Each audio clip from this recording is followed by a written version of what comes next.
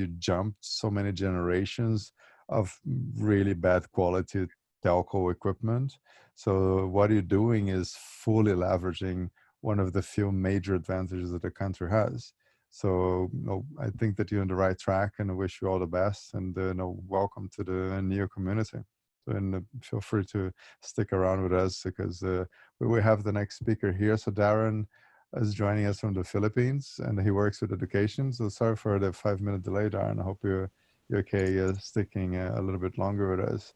So thank you so much for coming, and hope we have a chance to meet in person soon. Yeah, thank you very much for your kind words, and thanks for your attention. And yeah, stay safe.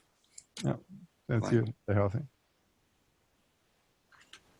And Darren, always a pleasure to have an educator in the house, our virtual house. So you'll be best friends with Michele. He teaches teachers how to teach. That's how I describe him. And Darren's also global shaper from the Philippines. So you're already a bit late, so I'll let you introduce yourself and share some wisdom with us, and especially what you learned teaching children in the Philippines, which is such a special country for so many reasons. Hi, global teenagers. Hello, Zillennials. How are you today? Hopefully, you're doing well. My name is Diaron Kilantang Fallacorina. You may call me D. It is spelled as D-N-Y. But I am happier to name myself as D Wanderer. I am located in the southeast part of the world and living in the archipelagical country, the Philippines. I was raised together with my family, auntie, and sea waves in the province of Iloilo. I had my basic education from a local school, transferred to a residential school, and finished my master of education blended with behavioral science from the prestigious National University in our country. I am a psychotherapist. I play football. I love research and development. I play musical instruments and compose music when inspired. I enjoy traveling and listening to people. Let me share to you something now about myself. My story, my experience as a life learner. I call this my fishbowl ocean story. When I was younger, I was a free-spirited learner. I slept a lot in the classroom. I was lazy. I was not always on time with my first subject class. I play a lot with my classmates over studying. I loved dancing, but lazy learning music with my piano teacher. At home, I spend most of my time with my cousins playing together with Grayson. During summer, I enjoy swimming and catching fresh fish and shells for dinner. I was not that intelligent in the classroom, but when my teacher shared an interesting topic, I got curious and would ask a lot of questions. Well, I finished my basic education with fair grades in my card. In my college years, I took a bachelor's degree in philosophy. I learned ancient, modern, contemporary concepts and ideas. I got my toga, but I continued to explore more theories. In my early career work, I was working in school administration and teaching music. But while dwelling in my personal space, I had this unusual encounter with silence. I suddenly decided to take graduate studies because I remembered something in my junior high school life. I remembered about my career plan. I was asked back then to write and rank my interests. First on the list was psychology. Second on the list was philosophy. Third on the list was commerce. The last on the list was traveling. I only realized that I have an unfinished goal with my career plan. I have not accomplished my first interest, that is psychology. So I enrolled and equipped myself to learn about human behavior. I struggled with the transition. The struggle with the transition was not that easy. I had rearranged my plans, modified my momentum, and managed my time well because of my personal back subject. I had sleepless nights just to submit my school requirements. I experienced heavy stress and got mental fatigue. But after I defended my research study with the panel and awarded as one of the best research paper in the university, I took a national board exam and got my license. But I didn't explore new opportunities immediately. Instead, I decided to take a break for a year. I did backpacking, visited places in and outside our country. I did musical composition and choir conducting, which is my life passion. I was able to immerse and engage myself with local and global communities, particularly with the global shapers. Monthly, I am writing some articles in my Facebook account to inspire people. I am also trying to connect with local people to launch a startup for local economic development, highlighting the heritage of our province and provide jobs. After I launched my passion project on mental health, I decided to practice psychotherapy with educators in the university. Wrapping up my story, I am like a sea creature swimming in different fish bowls and gradually jumping off to the ocean. I realized a lot of key points while rechecking my life and the learned wisdom that I had. I believe that it is essential to have a notebook and write your career plan. It is also important to select specific personal interests and adapt the current waves. Moreover, imagination helps me to create a better direction. If anyone have passion in art, find and feel that music within. It is also a good socialization to blend with others and stay curious. If you want to inspire readers and have some silence and make your life story interesting. With all the learnings that I had, my takeaway for the younger generation is check your past, listen to the present, and imagine the future. That's all.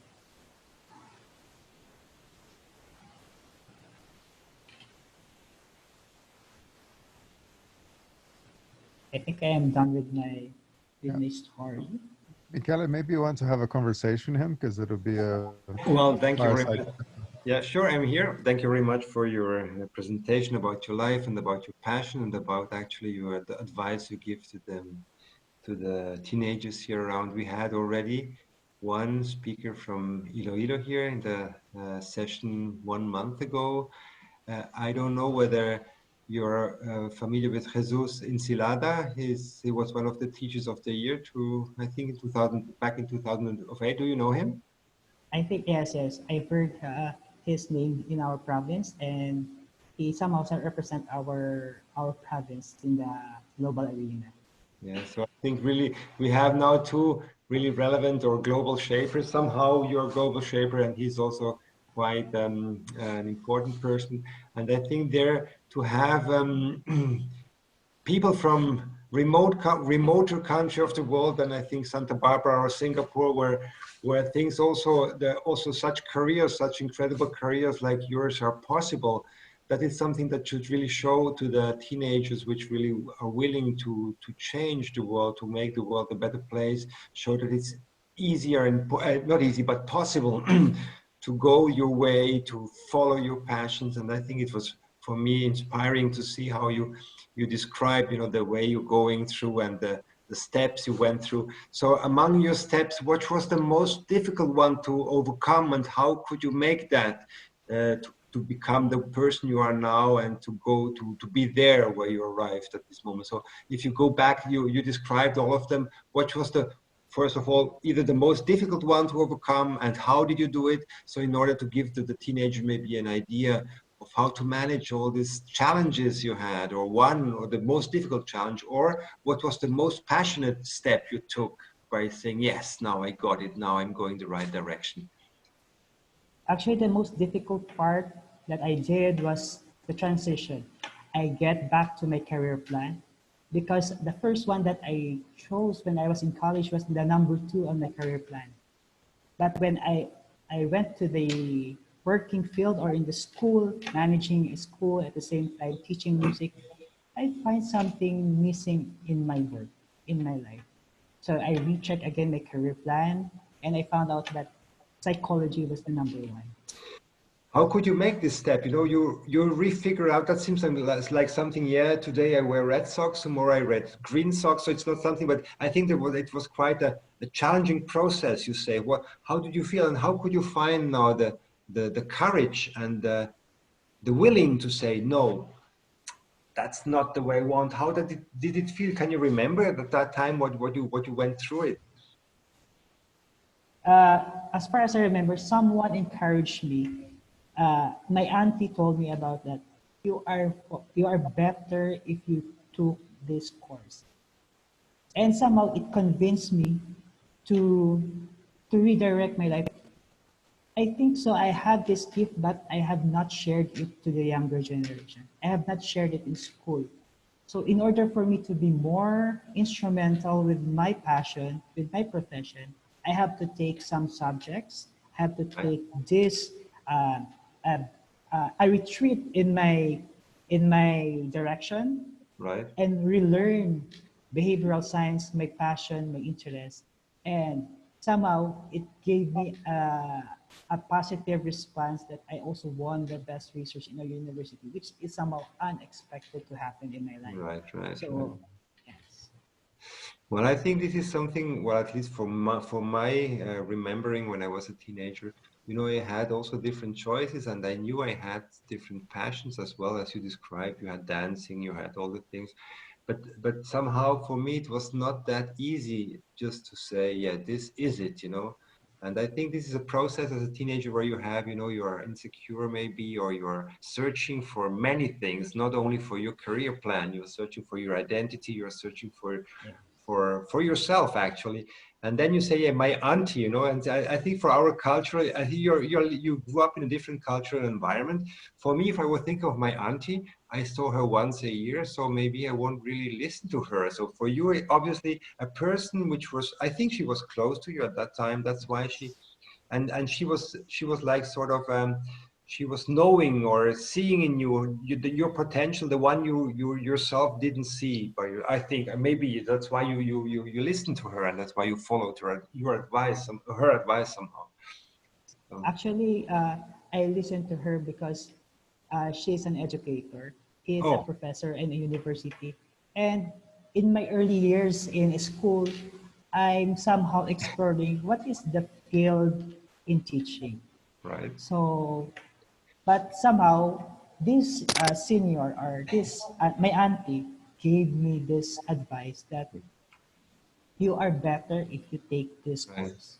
Well, actually, if I tell that to the teenager, listen to the teachers, I'm not sure that this is a good advice. You know, I am a teacher as well, but usually if you say, listen to the teachers, to the teenagers, they say, are you insane? You know, that's the last thing I plan to do, because the teacher is the one who grades me, who lets me do homeworks, who makes me suffer every day. I will never listen to them. But somehow your auntie was not only your teacher or whatever, or maybe she was a very good teacher, whatever. So I don't know.